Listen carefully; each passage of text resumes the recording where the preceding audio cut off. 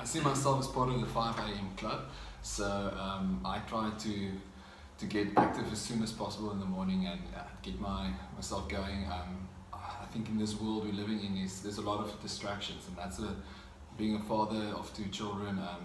I like being distracted by my family, but if you want to do proper work and if you want to have meaningful work, you have to be focused. And that's one of my strengths, is to focus. So I need to make sure I have time during the day where I actually am just focusing on what I need to do. So 5 a.m. in the morning I try to get up, or if I'm not up yet, I make sure that I get up.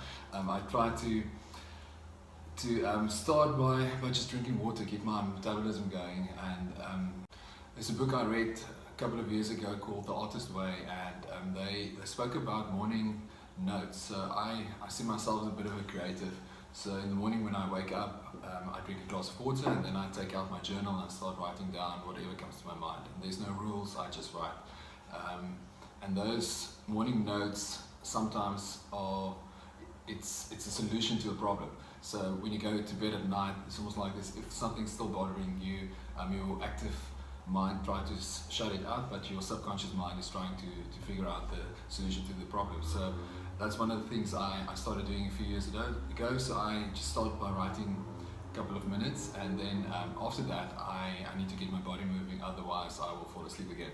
So I've got a 10-minute workout where it's body weight training, where I just start going. So after that I can feel all the endorphins coming in, kicking in, and my heart is racing, and then I'm ready, then I'm open. I honestly believe that motivation and inspiration is your personal responsibility. So a long time I thought it depends on someone else. My wife, it's my wife's responsibility, or my friend's responsibility to inspire me or to motivate me. Recently I just realized it's your own discipline that you need to have in your life. So that's a very important morning ritual in my life. I have to get inspiration, I have to get motivation.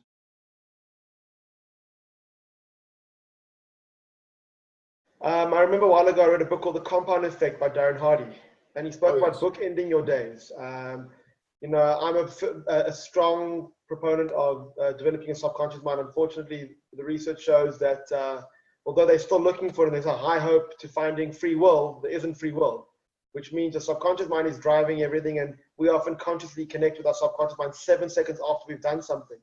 Now, that's very difficult for people to deal with, because they're trying to fix actions and get different results when they've got the same computer program behind the scenes. So for me, my morning and my evening rituals are based on reprogramming my subconscious mind, nothing else. So, things vary based on phases in my life, but generally I wake up early, and I normally I'll read. At the moment, I'm working very intensively the last 6 months with Think and Grow Rich. So with enthusiasm, I recite my definite major purpose. I then recite what they call the blueprint, or the self-confidence formula. I sit for 15 minutes, or I do another guided meditation just to fixate my visualization, my imagination in that space. I have a couple of affirmations. I don't keep them I used to do a lot of affirmations, but I found that it was just there to drown my mind out, so I just do that. And then I have a cup of coffee, and maybe I do 15 minutes of reading in the morning, because that's when I'm less chaotic. I say bookend because morning and evenings, before 9 and after 9 is when you do your self-development. Between 9 and 9 is when you build your business, So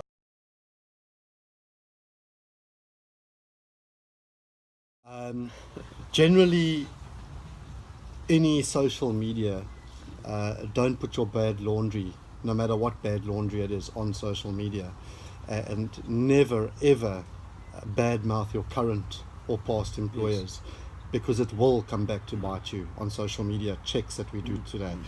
Not to scare a person off, but yeah, if you're at a party every day in the week, especially in a weekday, before work the next day, your employer's going to look at that. I think most importantly, looking after oneself's health and body is critical.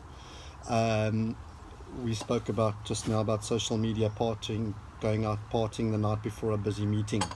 That's an absolute zero no for me. If I know I've got a big meeting the next morning, make sure I get enough rest. Secondly, diet, critical. Enough protein in one's body, After all, your body is your vessel that you're using to do your work and representing yourself. So you don't have to be the sexiest looking person alive, but you just need to be healthy. Early morning ritual, most definitely coffee. That's a good ritual. Yeah. I think you need to be, first of all, passionate about your idea. Myself personally, I'm passionate about construction and helping others obtain personal goals in life. It gives me a good feeling knowing that I've found someone a job that they've studied for or been without for a long time, as well as adding value to my clients. So for me, passion. And secondly, communicate, and communicate. You can never communicate enough.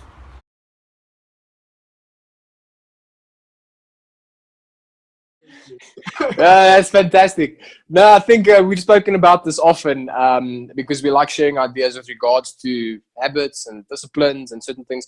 There's so many things that I need to work on as an entrepreneur myself. It's not easy being an entrepreneur, I think. Like people think it's this awesome thing these days is to be an entrepreneur, but it's really not easy. It's not like as luxurious as what people think. And you need to be self-driven, self-motivated. In terms of morning rituals or just rituals in general, as you said, I'm not a morning person. I've never really been a morning person. And I think that's something that I've learned to deal with. There's certain things that I do start my day off doing that are important for me. I wake up anything between 6 and 7 o'clock. I wake up more frequently at night these days because we've got a newborn. So that's changed slightly. But I found that what I do like to focus on when I do get going in the morning is just to prioritize my day, which is important for me. I'm not the most structured person either, and that's not how I operate at my best. People are different. But for me, all that I like doing is just to get my day going with a sit down. I like to read my Bible, go through a few verses and so forth so I can mentally get into the right frame of mind. I pray as well, first thing in the mornings. A lot of people that are not religious will obviously meditate or whatever the case might be. For me, prayer is a powerful way of getting my mind switched on and in tune and just in the right frame of mind. And then I prioritize my day. So I would write down what I would call the income producing activities that need to take place first thing. So that needs to consume the first part of my day activity wise is the income producing activities. I'll give you an example. Something like personal development for me is something that needs to come either before hours or after hours. That is not necessarily an income producing activity that I would want to consume my day with. So an example, for me in my network marketing business, I need to be speaking to people daily. I need to be sharing my business and my opportunity with them daily. That is an income producing activity for me. Whereas reading a book leads to efficient income producing activities, but it's not the specific activity and the practical activity that's going to get the job done. So for that, I need to make time. I like doing that before I go to bed, for instance, will be my personal development. I will read specifically for at least 20 to 25 minutes a day, done deal. But I won't let that take part of my day that I could be doing income producing activities. So I'd prioritize those income producing activities first. I'd dot them down one by one on a list, and then I'd make sure that I get through them first, and then I'll get to secondary things and tertiary things that I need to take care of a little bit later. For me, that's just a way of getting a little bit of structure in terms of my to-do list, so that I make sure that I get to the most important things. We've got a saying in our business, this is specifically with regards to personal development. A lot of people, they don't do self-development, but they do shelf development. They've got all the books, they've got all the information, but it's on their shelf and it looks all pretty and it's all organized. But there's no real activity, So that's what I really try and focus on. And it's something that I work on daily. As an entrepreneur, you drift often because it's easy, especially if you work from home. It's easy to drift and to get consumed by things that are irrelevant. That's why I've put off the TV as well. That's just a habit that I've learned. Like we don't have TV. We watch series over weekends. But I know if I'm going to watch TV, or if there's going to be some TV, then I'm going to watch 5 overs, which is going to be where I'm going to start. And I'll just watch 5 overs. 5 overs will become 10 overs. 10 overs will become, I'll watch the entire cricket match, and then obviously there's no income producing activities being done for that day. So I try and eliminate distractions in that sense as well. But in terms of morning rituals, wake up, start my day, walk to my living room, grab my Bible, go through a few verses, do my prayer, prioritize my income producing activities, get to work. And I think the time that I lose in the mornings, because I don't wake up most times before 6, I generally do make up at night. Ek is nogals 'n nag-aapie, who can really get creative after 8, and I'll seldom go to bed before 11 actually, which is pretty different, I would say, but that's when I'm at my best. So, as you said, people do differ. I wouldn't suggest people follow my way of doing things. I think I'm in the minority here, and I would really enjoy it if I could wake up earlier. I think it's a better way of going about things, but whatever works for you.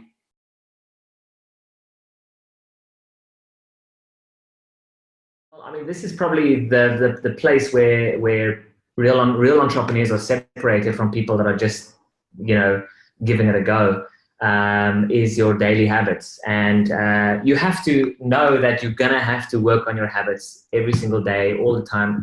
We are slaves of our habits. We're creatures of habits. And if you say, no, I'm not, I'm going to get out of that, or I'm tough, I'm not that, then you're just kidding yourself. We are all slaves of habits. You might as well make them good habits. So if you know you're going to be a slave to your habits, you might as well work on your habits and make them good habits, because they will create your life.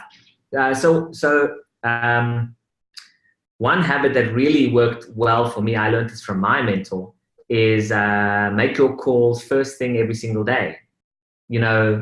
You can make your calls anytime, I guess, but if you procrastinate and you leave it for too long, or you leave it for late in the day, it doesn't happen. And I found other people that are working in jobs and so on, especially on a Monday morning. People on a Monday morning are in the mode of getting things done. I mean, this is a great question. I would strongly recommend that, people play with what works. The most important thing regarding your goals and your dreams is that you feel great when you are doing it. That's your sort of cue that you're doing it right. So if you are, if you're reading a statement that you've made and actually you're feeling terrible because you don't have petrol in your car, if you make a statement like, I'm just, I hope that one day I can have petrol in my car again, that doesn't feel great. It feels like lack, and it feels terrible. So that's not a goal or a dream.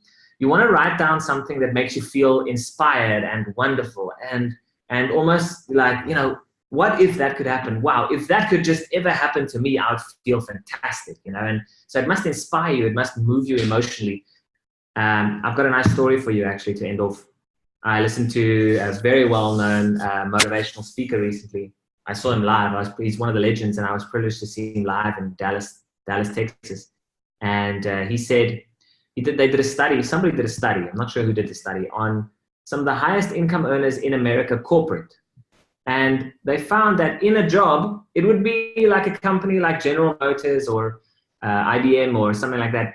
There would be these people that started from nothing. They came into an office and had their first interview, but they worked their way up, and today they are being paid, in some cases, 100 times more than some of the lower income people. And they wanted to know, how is this even possible? That there could be this massive discrimination, this massive, or not discrimination, but this massive gap between them and other people. And they did a study on these people, and they found out what they all had in common was this thing. This is how the interview went. Their first interview that they came in to have a job was like this. They had them in interview, the boss asked questions, checked them out, and at the end of the questions, they said, the boss asked, is there anything you would like to ask before we close? They said, yes, actually, I would like to know from you, in your opinion, this is the employee asking the boss, I would like to know from you, in your opinion, what is the number one thing that this company needs to move to the next level? And then the boss would sit and think, and they'd say, wow. And it would always be something like, wow, if we could have a better sales force, that would be amazing. Or if we could have a better IT department, that would be amazing. Or if we could have a better social presence, or a better production line, or a better innovation, research and development department.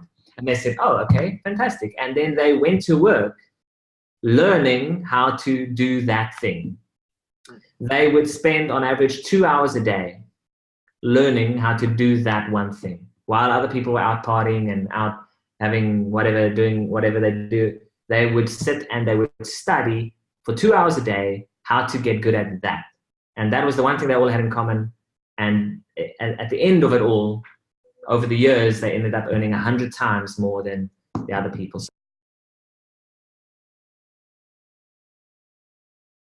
The biggest thing I want to mention here is you must have a dream that you would actually like to change your life, something you've dreamt of. And this is what I've learned.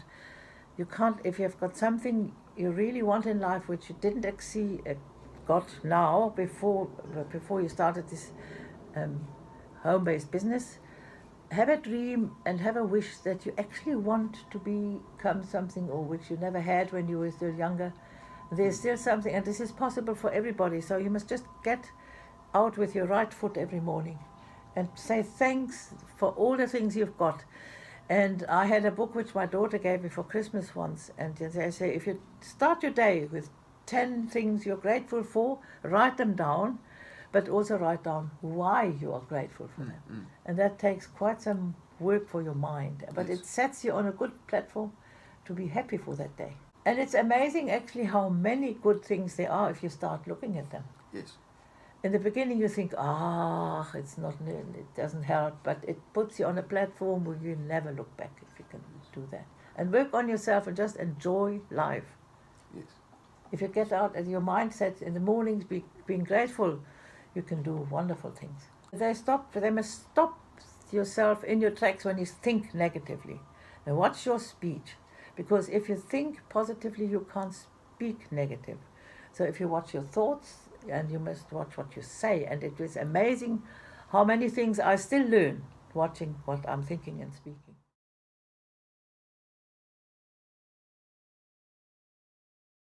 Hi everyone, Jasper Basson here, founder of Drake Holdings and the financial director of Lead Optimizers. I'm sitting here with Ian Burr. He's a graphic designer and also doing various video productions, etc. Yeah, thank you very much. How do you like our view? Well, it's stunning. We are sitting here at BNB at 52 in Fishhook, and as you can see, the view is unbeatable. You can't get anything similar to this. This is absolutely amazing. Yes, well, I used to get up early before I got married. I used to get up early anyway. So it's a habit my dad had. He used to wake up at 4 in the morning and answer emails and get stuff done. So by the time everyone's awake, he's pretty much done his day's work. So I sort of got into that habit as well. But now, married with kids, it's kind of different. But you still have to wake up early, but to serve the family first, then work comes later. So I'm sort of straddling between being an early bird and a night owl. But it depends what needs to be done on that particular day. But I find myself more disciplined. Even though I can work from home, I prefer going somewhere, dressing up, and going somewhere to work. You know, it makes you feel like you're actually doing something important instead of setting the mood. Well, when it comes to bad habits, I think for me, it's also social media based. But I'll watch like a quick video on like how in Illustrator you can do some graphic design tips and tricks. Then it'll lead into like how you can do the same thing in camera, and it'll be a lighting tutorial, and then it'll be how to talk with actors, and it'll eventually like 2 hours of my day will just be gone just watching videos, and I'll be like, oh, well, at least I've learned something. I'll try and justify it, but like I've still wasted time in the day.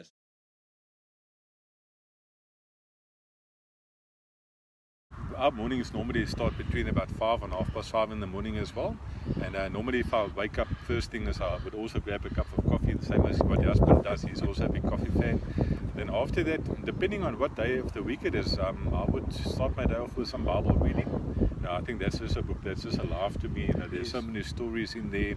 and things that we can take out of the Bible that we can take to implement in our lives. And then after that, normally on a Tuesday and a Thursday morning, I'll go for a nice run. We normally run about 5:45 in the morning, try and finish about 6:45, and then after that I catch a quick dip there at the beach, and then it's back to the house to get the kids back to school and all that stuff. And then once I drop him off at school, I normally drop him off at about 7:30, and then I take about a half an hour that I just go down to the beach, and I would just sit and read a book, or just do some reflection about what I want to have, what I want to accomplish for that specific day.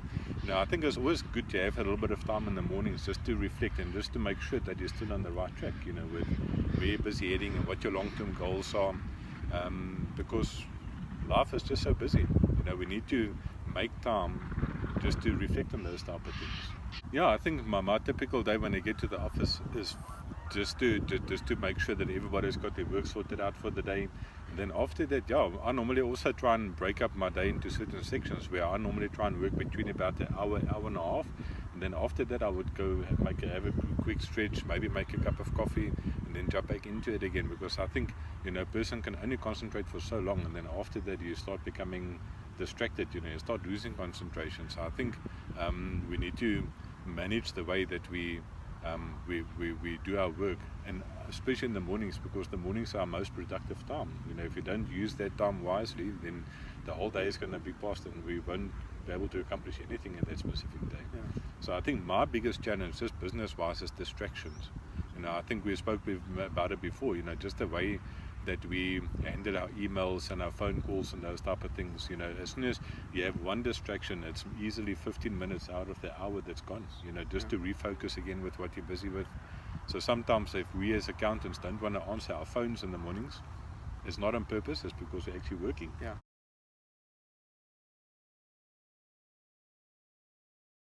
Well, when it comes to selling a business, a buyer of the business is going to look at the business and look for very specific things that they want to see in the business.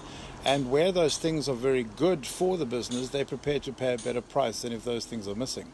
And so what I try to do is encourage business owners right from the beginning is to think like a potential buyer, and think about the things that they would like to see in that business if they were buying it, and then set about building those things within their own business.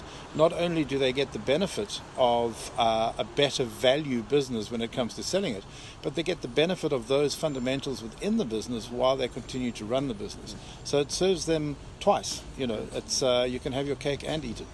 One of my morning rituals, I think, from a business point of view, is emails. The emails that I write, if they're quite lengthy and quite important, I tend to write them during the course of the previous day. And the first thing the next morning, I will read those emails again, just to get an idea that I still kind of understand what I was trying to say. In other words, I'm seeing it from a different perspective, and then I send it. So generally, all my emails that everybody receives will be somewhere between 8 and 8:30. Albeit that I've actually written it the day before. So that's kind of a thing where simply writing the emails, maybe it might take a day or two depending on the complexity of it, but then I just have a quick squiz once more just before I send it, but from a different perspective, not quite at the time that I wrote the email. Well, I tend to be both. I'm one of those that I can work quite well late in the evening when there isn't any distractions, but I do like to get up early. I get up around 5 or 5:30 depending. And there's a number of things. I do some yoga and some exercise and stretching first thing in the morning, just to get the blood flowing. I play some guitar. I play in a band, so I like to play guitar, and that kind of gets, just gets that creative side going. And then just give some thought to my day as to what I want to achieve. It's not as if I'm thinking about those things for the first time. I've thought about already what I scheduled for the day, but it's just about quickly running through it in my mind and just getting a vision of having completed all the tasks that I'd like to achieve for the day. I'll just run through that and just be clear on what it is that I want to have done by the time the day is finished. One of the analogies that I often use for clients is that they like woodcutters that don't have time to sharpen their blades. And it's taking longer and longer to cut down trees simply because their blades are sharp, are blunt, and they're not as sharp as they should be. And the analogy there is that whether it's just to take time out to relax, or whether it's to build a time and a space to be able to do certain things, like think about the future or think about what you want your business to achieve, you need to take that time out. And the idea that there's not enough time to take it out is going to work against you in much the same way as blunt blades are eventually going to work against you.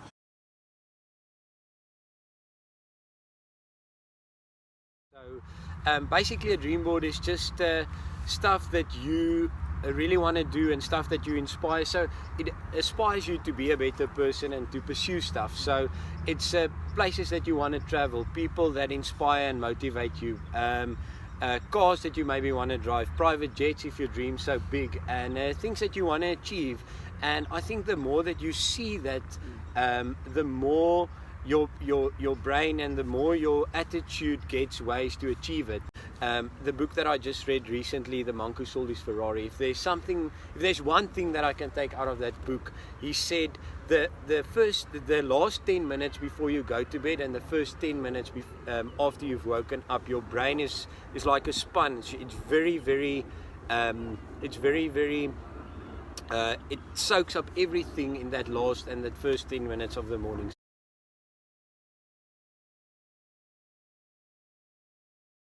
Something else I know about you, seeing you training in business for many years, is that you also don't really care about competition, and you've got a very good philosophy about competition in your specific industry. Please tell me more about that. Well, I think it's important when you, I mean, in any industry there's always competition, and that's something that can inspire change as well, because you can focus on what you do, your product, your service, and yourself for that matter. And the more you develop yourself and your business, the less the competition actually matters. If you have to compare yourself the whole time to what other people are doing and try and put them down to make you feel better, then there's something wrong in your business or in your own personal life as well. So if you can focus on what you do and how you can develop what you offer to clients, then there's no need to focus on what other people are actually doing. Once I get up, actually before I get up, I like to listen to some music, and the music that I listen to is very different to the traditional music that we always listen to on radio. It's on a different hertz, I think is what you hertz, call it. That's right. Yeah. Like 852 hertz, or the other good one is 525 hertz, and it's just the rhythm that they actually produce the music on is there to assist healing and just cleanse your overall mindset, and that is a good start for me for the day. There's actually some theory behind it that 432 hertz is what music was produced at before. In the time of Hitler, they actually changed the music, I'm not completely sure, also to 444, something like that, 445 hertz, I'm not completely sure now.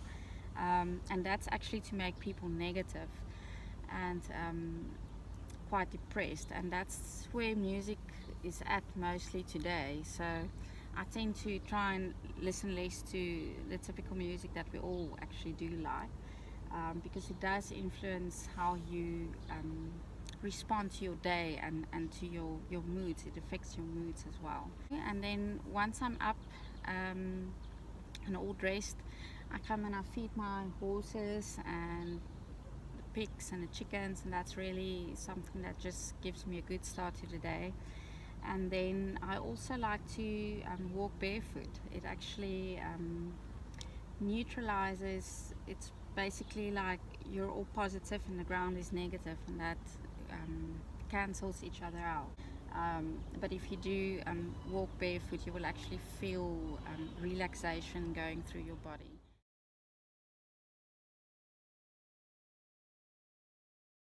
So I did a bit of research on cold calling. So cold calling originates from the Depression era in 1929. So it's very old. In the States. Yeah, it's, I think it's outdated. Same with door knocking. They started door knocking and cold calling, and they had a script. This is what you tell the person, and this is how you actually move them into the yes and the yes and get the yes and box them in and kind of force them to buy your product, which doesn't seem right in this day and age in 2018. You know, we actually want people that want to do business with us. We don't want to force our business onto people and box them in, and 6 months down the line they terminate the contract or cancel because you can't really add value because you haven't determined that. So most of the strategies, unfortunately, I would say up to 90-95% of the strategy we utilize right now in South Africa is old school. It's stuff we've been taught, and guys like me are at fault. I used to do it. I used to coach teams on how to do it. How do you have the conversation? How do you get the, and I don't want to call out specific names, big operators. We know them, but we still read those books and we still implement it. And how do you apply the psychology to a person's mind, and how do you utilize certain strategies that were, I think one strategy comes from the 1918, where we would say, you don't want to leave your family in that position, do you, sir? So we use that reverse psychology to make people feel bad to buy our services and products. You know what's the challenge, Jasper, that I think we deal with? And I speak to a lot of guys on social media, and one of the first questions is, so what are you doing currently to attract clients into your business? Are you on LinkedIn? And the guys would say, yeah, absolutely, I'm on LinkedIn. So, okay. Do you actually add value through LinkedIn by articles or videos or feeds or real value, not selling your services? No, don't do that because that's too salesy for me. Okay. What about Facebook? Are you on Facebook? Yeah, Facebook's a dating site. So people still think Facebook's for dating. Yeah, absolutely, it is. I'm sure some people. If you're 18 or 25 and they use it for dating, and it's brilliant for dating, I don't want to go up against Facebook. It's one of the biggest social media, but you can use it for your business. And if you use it right and you put it in front of the right person, people will start coming to you. I think the biggest challenge we deal with is adopting new technology into the way we do things. We were taught a certain way. I come from that era where we door knocked and cold called because we didn't have the internet. We didn't have all these fancy things. So that's how we had to build our businesses. But everyone was doing it, so it was acceptable. And that's the way we did it. And since the 90s and 2000s, a very small percentage of people adapted, and those that adapted are doing extremely well. They're thriving in their businesses. But 90% of people are too afraid to take that step, number one, and if they do, they don't put in the effort, because it's a lot of effort initially to get the brand out and to build your credibility and to get the name out. Once we were talking about video interviews, and when me and you first started, it was a very scary thing. But you do it and you just bridge that gap, and eventually you become comfortable with it. And as an example, when I used to write articles, and I still do the occasional article, but you'd spend 2 hours on writing a 500-word article with images, etc. I'd get around 500 interactions on an article out of about 10,000 people in my network. Video has jumped to 4,000, 5,000, 6,000 because people are, I wouldn't say lazy, but they don't want to go through the effort of reading a 5-page document. So it might be lazy, it might be that they're busy. You know, everyone's busy in their day job. But when they have a 2-minute clip and that can add value, they'll quickly watch it, and there's value, and they'll interact with you, and that's how you build your credibility.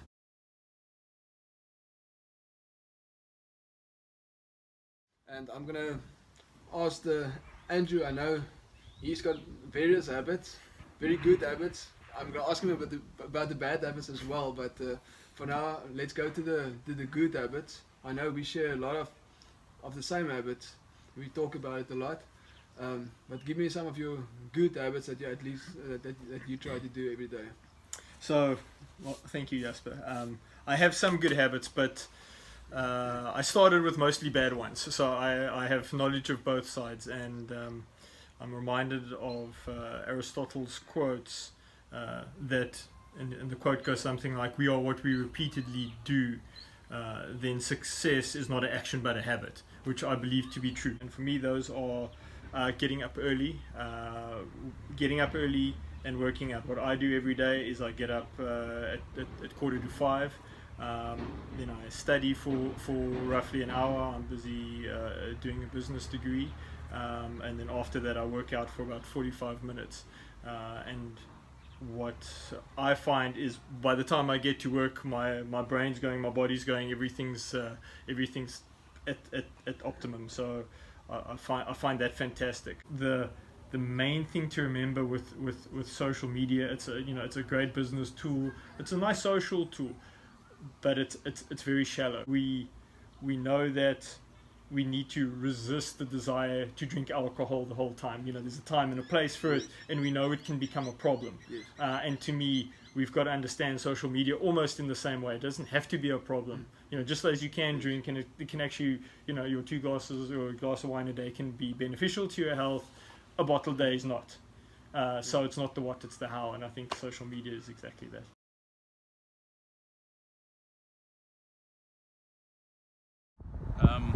If you add value to your suppliers, your employees and your customers, making money will always be the result of doing good work. So making money is not necessarily the focus of our business, it is the result of good business. I would say one of the most important things in your evening and morning habits would be not to make it too complicated. Don't work out a regime that makes it difficult for you to stick to, because then you fail, and feeling a failure is never a good thing. So 2 very important things for me in the evening before I switch off is, first of all, reflect on what happened to you that day, separate the good and the bad, and then when you think about the bad things that happened or the things that turned out the other way than you expected or wanted it to be, apply your mind and your creativity to how can you make this better, and how can you take control and advantage of the situation. It isn't necessarily negative. Your first perception of it is only negative. And then secondly, for me the most important is envision your next day. Have your diary set for the next day. My diary is strictly set 6 o'clock every afternoon for the next day. And what is on there, that is priority, and if there's time left, then I would see or give attention to other agendas. But that for me is a strict rule. And then before I switch off in the evenings, I envision what is going to happen, who am I going to see, what am I going to say to them, and most importantly, envision the goal for that specific day. Every day in your life is a given. You receive it for free, but you will never have the ability to repeat it. So make the best of what is in front of you for that day. And to do that, for me, I have to set out definite goals. In other words, I don't really strive for big goals. I take it a day at a time, and you make a success of that day. There's no, tomorrow's another day for me. For me, every day is important.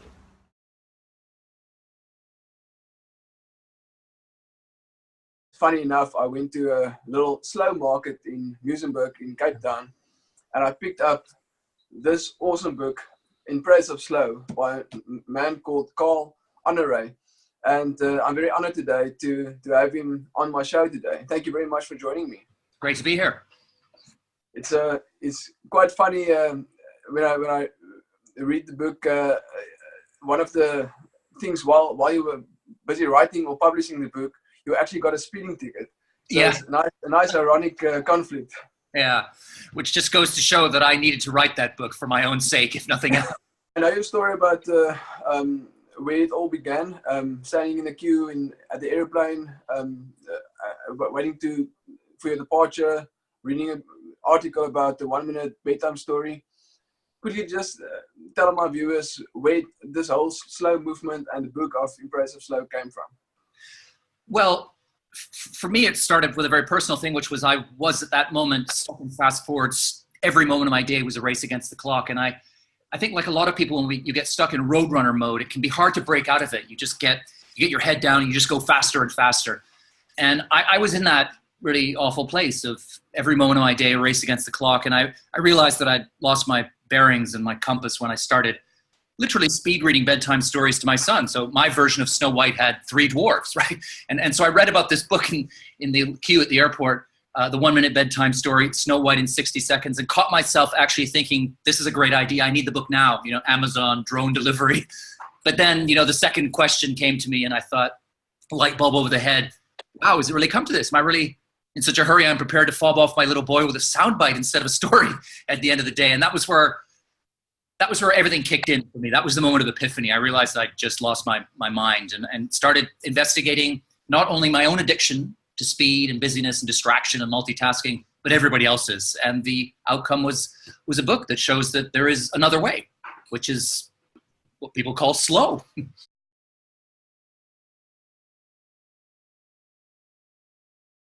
Lately, I've been really focused on reading books regarding neuroscience and the subconscious mind.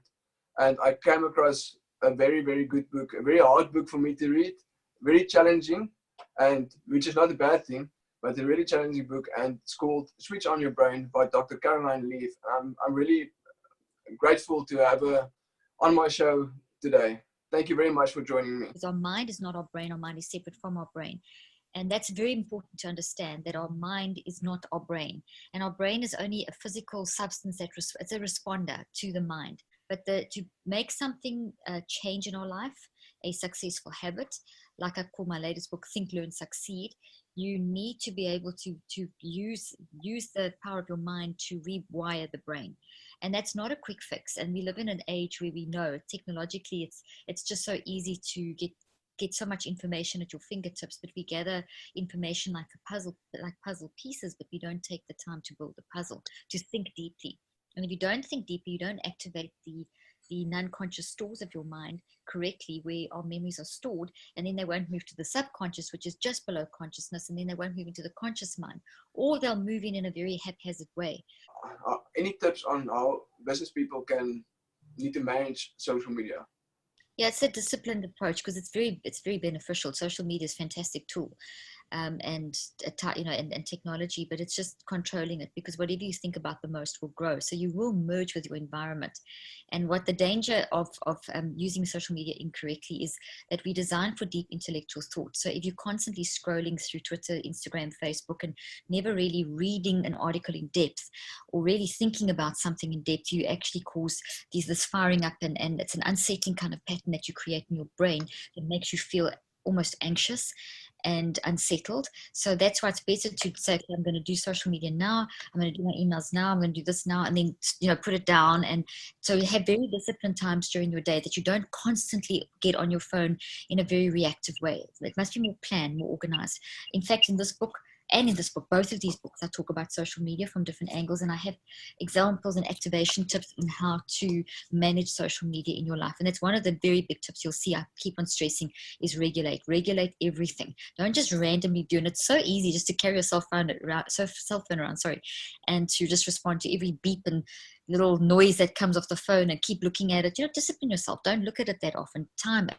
That I'm going to look at social media in these time periods during the day, and try and stick to that, and try and limit the amount of time, and try and also, another thing that I brought my kids up doing, and I train a lot of corporate environments, and I train in education, and I train in churches, and I train all over the world in different environments, is I always say, balance your reading with your social media. So in other words, like if you're going to be scrolling through, there's not much thinking that's involved there. So make sure that you read and think about what you've read. If you're reading using Kindle or your social media, try also grab a book sometimes and read out of a book. It's a very, very good experience for your brain. And not just read it, think about it. Stop, even if you read one page. Taking the time to stop and think is very, very important for brain health and mind health. Many Christians are confused regarding the topic of meditation and often see it as an Eastern ritual. How can Christians utilize meditation? Well, I think we mustn't be scared of it. It's often a lack of knowledge and ignorance about what the term means that people get frightened about something. And, the association, meditation is a vital component of any human function. In my thinker mindset, which is one of the first mindsets, if you don't actually take time every day to meditate, to think deeply, to just be aware of your surroundings, and just to switch off to the external and switch on to your mind, your brain will actually break down. The circuits in your brain will actually pull apart. And if you want to take it from a Christian perspective, David meditated. So meditation is just getting in that space where you find out what's going on in your head and get order in your thoughts, and also get creative. And it's fantastic for boosting brain health, and for boosting creativity, and for boosting mind health. We should do it frequently during the course of a day. Like very often I'm in a meeting and I'll go zone in and out into a thinker moment, into a meditative moment, or to reboot the brain. And then also frequently during the day, at least 15 to 16 minute period in the day I'll take. And I recommend that, and that's what the research shows, to just meditate with nothing, no phones, computers, nothing, just relaxing. Just meditate, just getting your mind, it becomes very active. When you switch off to the internal networks of your brain really become very active. So it's a vital and healthy and very important human function.